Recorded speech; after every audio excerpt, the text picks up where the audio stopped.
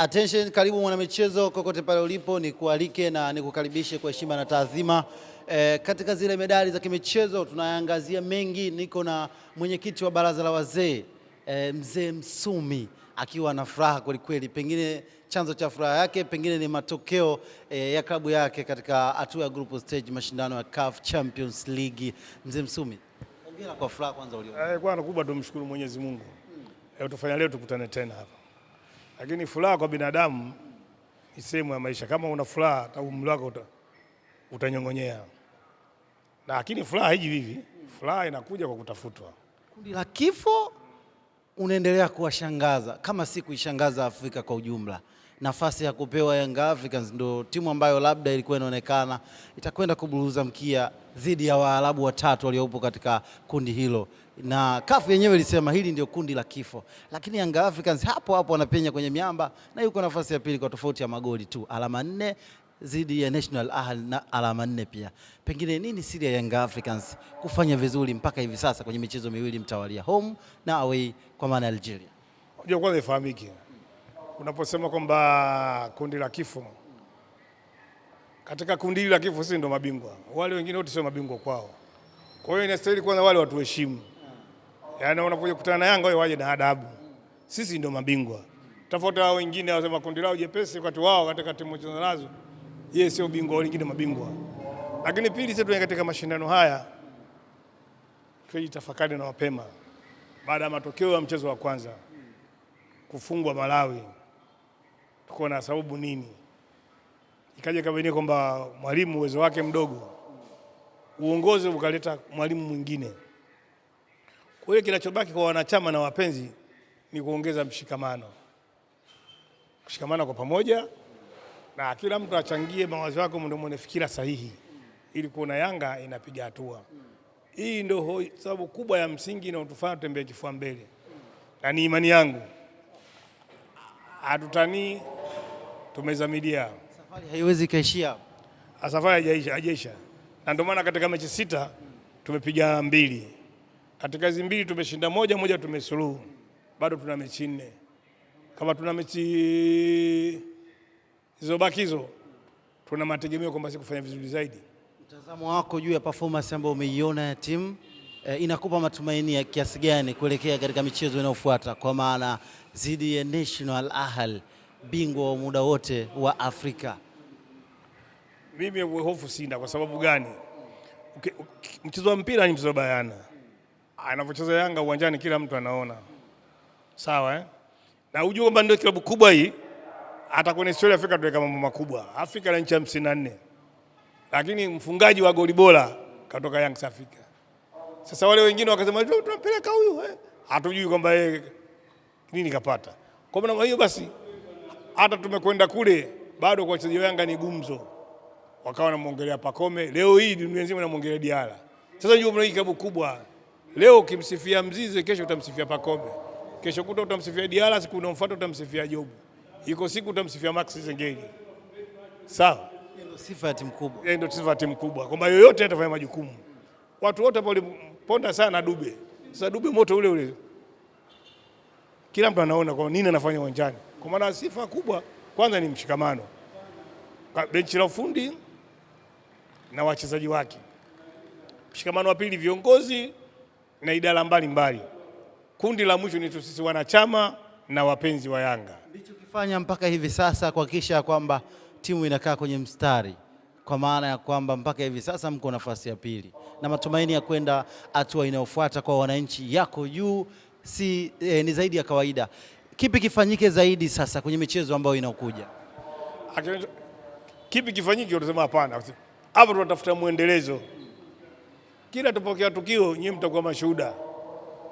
Sasa tuongei sana kama unavyosema, kila tunapotokea tukio nyinyi ndio mtakuwa mashahidi, mtaandika kwa ufasaha. Wanaongea sana. Wapo. Wapi hao? Si hao. Kundi lao la kifo. Sasa kundi la watu wazima ndio kundi la viwete. Na wanapigika. Wanapigika. Sasa huko timu inafungwa. Wenyewe kwa wenyewe wanaburuzana tu. Lazima tuwashike lipi?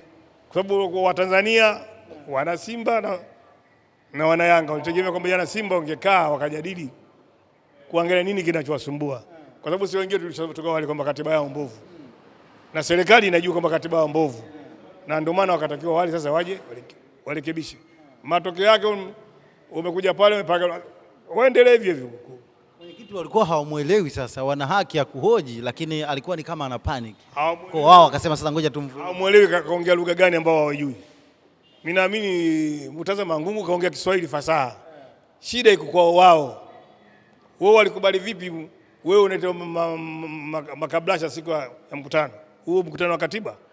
Katiba wape watu fursa wasome kwanza, wapitie, baadaye kama atakuja na maoni sahihi.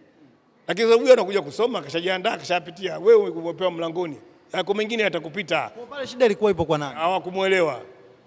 Shida ilikuwa ipo kwa nani? Kwa wanachama Simba wakumuelewa mwenyekiti wao. Sio mwenyekiti ndo alikuwa mwenye shida. Hapana, ingekuwa na shida asingetisha kikao. Shida hawakumuelewa. Sasa ili wamuelewe, ungetaka kwanza wasome mapema wapitie. Labda isaidie kitu kidogo. Si katiba yetu ya Yanga inatoa fursa. Mkutano mkuu unatangazwa siku 30. Katika siku 30 zile, siku 21 wanachama wamepewa nafasi ya kuleta mapendekezo yao. Umeelewa? Ndio maana unaona katika Yanga tunapitisha katiba haikuwa kazi nzito, ilikuwa nyepesi. Kwa sababu gani? Baada ya kuiandaa ile, tuliwaita viongozi wa matawi nchi nzima kuja kuwasomea kifungu hadi kifungu na kuwapa nyaraka, wakakae na wanachama wao katika matawi yao, wakasoma na wao wakaleta pale wasipoelewa, na unapoona ndopofaa tuboreshe vipi. Tukachukua mawazo pamoja, ndio tukapeleka kwenye mkutano mkuu. Na utakuta siku zote Yanga tunapitisha katiba dakika 30, 25. Ina maana kila mtu kishaelewa, kila mtu kishatoa maoni yake. Wao wametumia masaa mawili na dakika zake 59. Sasa matokeo ndio yale. Kila mtu anamwona mwenzie muuni. Sasa kama mtaiche kusema na wauni, nani atakuwa mpoli katika hili? Kafunga kikao kwenye mazingira ya kutatanisha. Sio kutatanisha, kaona muda ushakwenda. Vikao kana muda. Jinyosheni. Wanashangaa hawamuoni mwenyekiti kwenye hali ya maombi. Hiyo kuomba kila mtu ana imani yake. Na kama waliamua kuomba sawa, labda walikuwa wanaombea timu yao. Wanasema alivyowaambia waombe walikuwa wanajua wanaiombea timu, kumbe wanaomba dua la kufunga mkutano. Hapana, katika kuomba kwanza nataka nyinyi wenyewe muombe Mwenyezi Mungu kikao kile mkiendeshe salama na kiishe salama. Inataka kimsingi sasa inatakiwa mnaanza kwa dua, mnamaliza kwa dua. Walianza kwa dua, walishangaa sasa lile dua linalokuja. Hilo sasa la kumshukuru Mwenyezi Mungu. Sasa hapa tunafikia mwisho kikao chetu. Sasa imeshajeishaje? Kwepe majukumu yao. Hapana. Mimi nikifuatilia kwa muda kuna vipengele nimevielewa, kuna vingine tunaacha wenyewe kwa sababu nyumba si yako, usilazimishe wewe bwana. Wewe ulikielewa, ulichokielewa ni kipi? Sikiliza ukasema hiki. Kwanza umekuja na tafasiri pana ambayo serikali inataka. Ile klabu ya wanachama, kama klabu ya wanachama wanaomiliki 51%, ina maana unapokwenda kwenye kampuni au kibiashara, lazima mwenyekiti wa bodi atoke kwenye 51%. Kwa sababu wao ni 51 wana vitu vingi vinavyowafanya wana uhalali wa kutoa mwenyekiti wa bodi. Moja, wana logo. Sawa, pili wana wanachama, tatu wana wapenzi, 4 wana mali zisizohamishika. Kwa maana basi endapo anakuja muhisani, tuchukulie mfano muhisani wao anauza jezi. Jezi zao wananunua kina nani? Mashabiki na wanachama. Wa timu gani? Ya Simba. Ya Simba Sawa. Kwa hiyo ukianzisha kiwanda wafanyakazi watatoka wapi? Tokea hapa. Hapo kuna wanachama na wapenzi ndio. Kwa hiyo hawa wana haki kufanya hivyo. Ili toka hao walikuwa hawaliweza sasa kama wameliona ni jambo la msingi. Pili, serikali ishatoa waraka kwamba hawa wahisani wasipungue 3, si ndio? Simba ilikuwa hawana hiyo. Sasa umefuata matakwa na kanuni ya serikali, maana haweki watu 3. Hawajamkataa mtu hapa. Kwa hiyo tajiri wao wepo na wengine wapate fursa hiyo. Naelewa vizuri. Lakini kuna za chini zinasemekana anapigwa vita, anapigwa mawe, wanataka kumuondoa pale, waweke mdhamini. Anapigwa vipi? Ndio maana hao wengine wana mawazo mgando. Na wakiwa na mawazo mgando hayo ndio kila siku Simba wataendelea kusumbuka. Mimi nikupe mfano, huyo tajiri wao unamwabudia. Binadamu utakomwabudia Mungu, sio binadamu zio. Utakuwa umekosea. Mohamed Dewji. Utakomwabudia Mwenyezi Mungu. Wewe binadamu ni mtu wa kupita. Wekeni katiba vizuri. Sawa. Leo mnaye kesho yupo, lakini wanataka kuja ataboresha yale. Sio anapigwa vita vipi? Kama mambo ya kungangania mtu. Anasema maneno ya kiuni kwamba mimi bilioni 20 naweza nikanunua hata benki. Baadaye anakuja mimi nitatumia bilioni 87. Kikao gani? Sasa hii ujanja ndio sasa huyu anasema lake. Sasa hii katiba ikikaa sawa, kila mtu atajua mipaka yake. Kwa maana ya kwamba kilichotokea jana ni dhahiri shahiri ya kwamba ndani ya klabu kuna mgawanyiko mkubwa, hiyo ndio inapelekea mpaka kuwa na matokeo mabovu kwenye pichi. Hapana, hii matokeo mabovu kwenye pichi mimi sikubali. Hakuna timu duniani isiyofungwa, ni vitu vya kawaida tu. Sasa Azam nao umefungwa na wana mgogoro na nani? Azam kapigwa mechi zote mbili. Wao wanasema kwa uwezo wao ile timu sio ya kuwafunga jana, walipaswa kuondoka na alama 3. Si hiyo tu, hata Petro ambayo ilicheza hapa nyumbani, ukiangalia jinsi ambavyo wamefungwa na nafasi ambazo wanakosa, wao wanasema ni kama kuna jasusi ambalo liko ndani linawatafuna. Hayo maneno ya mkosaji bwana. Nikwambia kitu kimoja, Yanga akafungwa na IF mfululizo misimu miwili. Yanga imefungwa na IF miwili. Sasa Yanga na IF ukiwachukulia mizania, nani ilikuwa mkubwa? Lakini hii ni michezo ya CAF na ni mchezo muhimu. Mchezo wa mpira, sheria zile zile, yanabadilika mashindano tu, sawa. Kwa hiyo katika mchezo wa mpira ukubali yote, kuna kushinda, kuna kudraw, kuna kufungwa. Unaiona mfano kwamba Yanga ishapigwa na IF mfululizo. Lakini unaiona nafasi ya mnyama kwenda hatua ya robo finali? Hiyo watajua wao, niulize Yanga, sio hiyo kwenda kutokwenda, watajua wao, kwa sababu sasa hivi wana mambo mawili, waangalie katiba, waangalie timu yao. Hao wengine wanakuambia hatumtaki kocha huyu mchola tatu, hatumtaki huyu anavaa heleni na vikuku.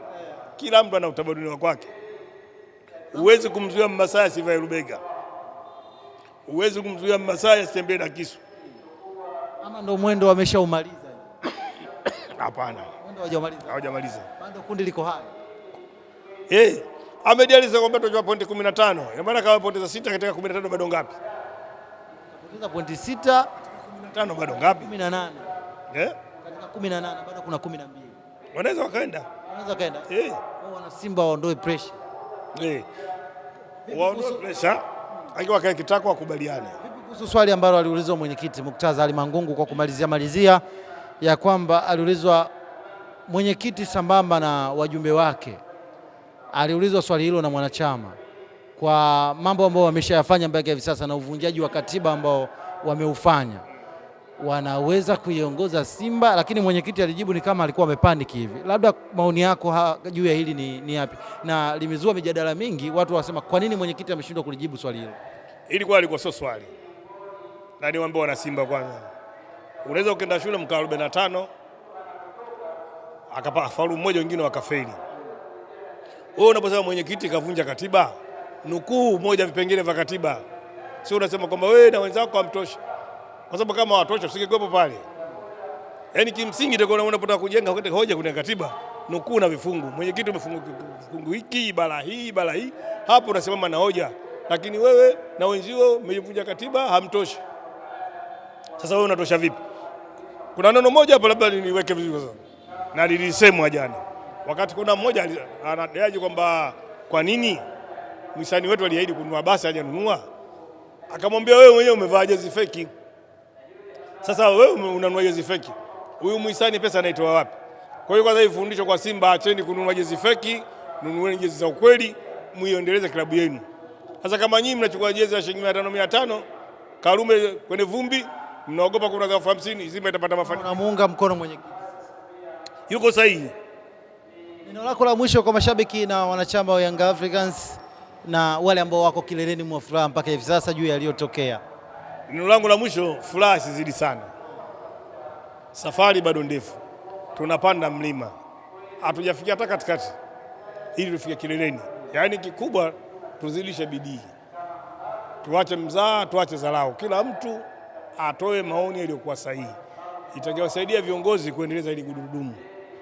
Wala tusianze kuvimba vichwa. Hapana, mchezo wa mpira hauna kama mwenyewe. Huyo ni Mzee Msumi, alikuwa akizungumza na ametoa wasaa na ameweza kuzungumza mengi. Vile ametoa mtazamo juu ya kilichotokea siku ya hapo jana. Watu waache kukurupuka, waweze kufuatilia mambo kwa kina. Langu jina Njiva Osman na hii ni Kivumbi TV. Una maoni yapi juu ya aliyozungumza Mzee Msumi? Nyuma ya kamera ulikuwa na mtu makini, Valence Mbaga, director ambaye amehakikisha kwamba unakipata kitu mwanzo mpaka mwisho pasina mashaka ya aina yoyote. Sina la ziada na bye bye na sign out mpaka wakati mwingine kutokea maeneo ya Jangwani.